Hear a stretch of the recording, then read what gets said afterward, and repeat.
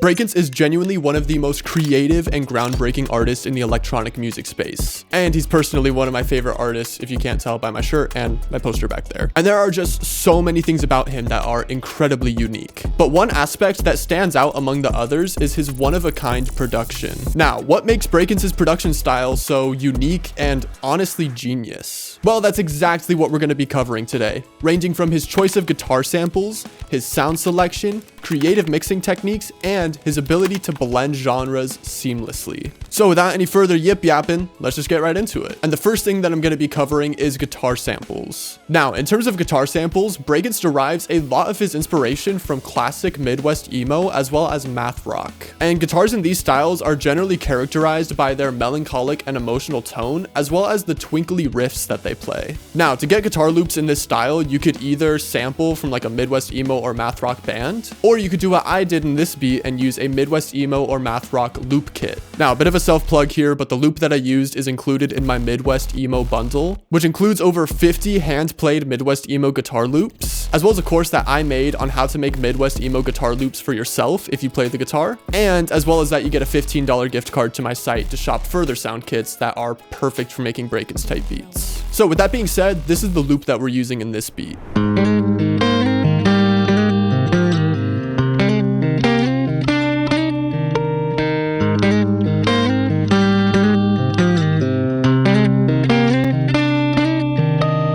Now, once you have your loop, you could go one of two routes. First, you can leave the loop as is and just like manipulate it a little bit by pitching it up, pitching it down, speeding it up, and slowing it down. Or you could do what I did in this beat and chop the loop to sound completely different. And all you're gonna do to chop up your loop is double click on it, right click the waveform, and hit open in new Fruity Slicer channel. After that, you'll go over to this little slicing icon and hit either beat, 1/2 beat, 1/4 beat, whatever you feel like. And it's gonna segment every single beat or half beat or quarter beat of our guitar loop. And then another thing you could do in Fruity Slicer is pitch up the guitar sample to give it a bit of a different sound. Now, once we have our slices set up, we can go into our MIDI and just go crazy in terms of these chops. I'm not going to go too in detail on how I achieved this because I already have a video going over that. If you want to check it out, it's in the top left or right. I don't remember which one's which. But yeah, in that video, I go over how to chop and alter guitar samples like Brakence. But with that being said, this is what our chopped guitar loop sounds like now.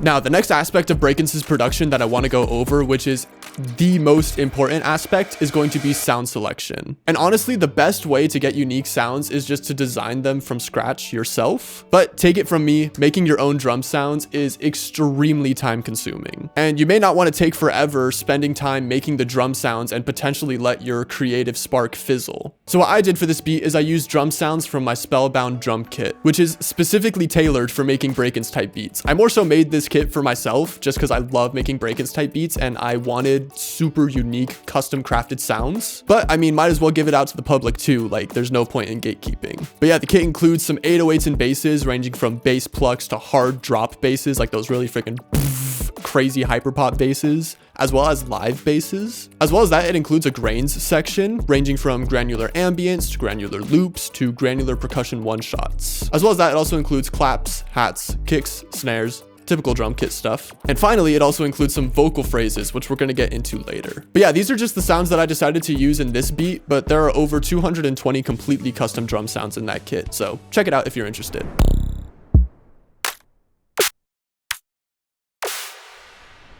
Another kit that Brakence himself has said that he uses is going to be the Glitch with Friends kit. And if I'm not mistaken, these kits are completely free. There's a couple volumes of them, but they include a ton of like really cool, glitchy, granular sounds, which are perfect for like creating ambience in your beats. They're good for like intros and outros, transitions, stuff like that. The only thing is they don't include a ton of drum sounds, which is why I made the Spellbound drum kit. Otherwise, I would just use this kit. But yeah, with that being said, the next aspect of Brakence's production style that I want to go over is going to be genre bending. Now, not only does Brakence introduce aspects of Midwest emo and math rock in his guitar samples, but he often works in other genres into his drums, including Jersey Club, various subgenres of EDM, reggaeton, tone, and even drill, which is what I decided to make use of in this beat. Now, what I'm gonna go over right now is something that is very prevalent in his song 5G. And that's taking some weird, like high transient percussion sound and playing it in a pretty typical drill hi-hat pattern. So I just laid down this pattern, making use of some velocity variation as well as some rolls. And yet again, it's just playing that typical da, da, da, da, da, da.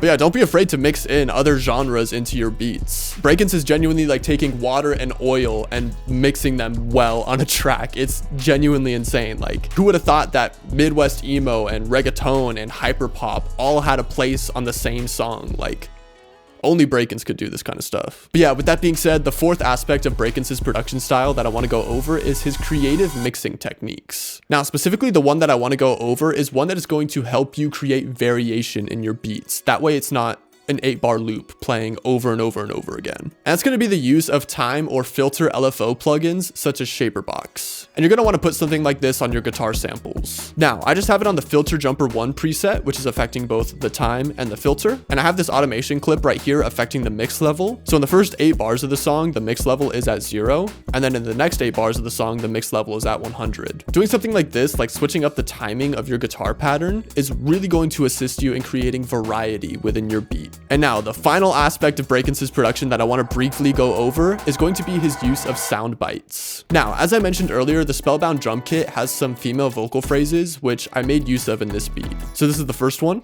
You seem lost. And this is the second one. Awaken my soul.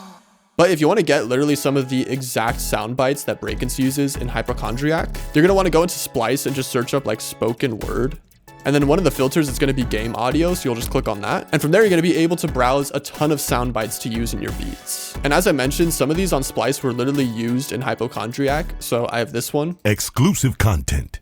This one. Masters of the Shadows. That's my favorite one. And then this one as well. The ritual is now complete. And you're just going to want to place these sparsely throughout your beats, mainly at like transition points and stuff like that.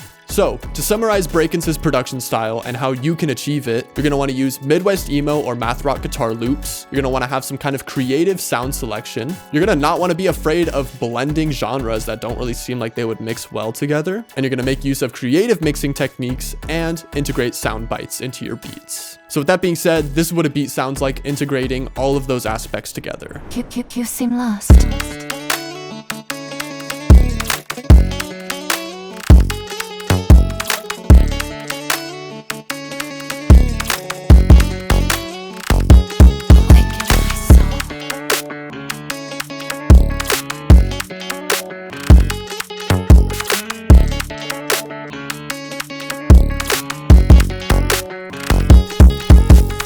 So yeah, that is going to completely cover what makes Brakence's production style so genius and the aspects that you can use to integrate into your beats. I really hope you enjoyed this tutorial. If you have any questions, please throw them down in the comments below and I will do my best to answer them. Also consider checking out my Patreon where I post the FLPs to all of my beats in all of my videos, including this one. That way, if you wanted to study the mixing, the mastering, the arrangement, the drums, all that kind of stuff, it's right at your fingertips. As well as that, consider subscribing as I post 1 tutorial a week and 1 sound kit a month. And the next sound kit that I'm dropping is going to be a Brakence sound kit, so you're going to want to stay tuned for that. But yeah, other than that, it's going to be it.